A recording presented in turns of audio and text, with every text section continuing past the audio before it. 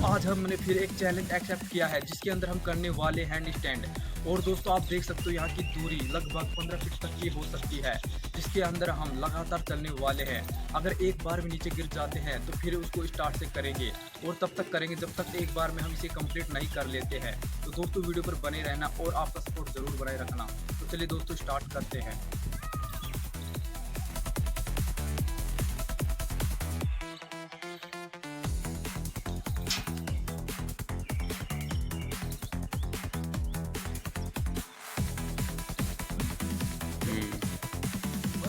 आजा।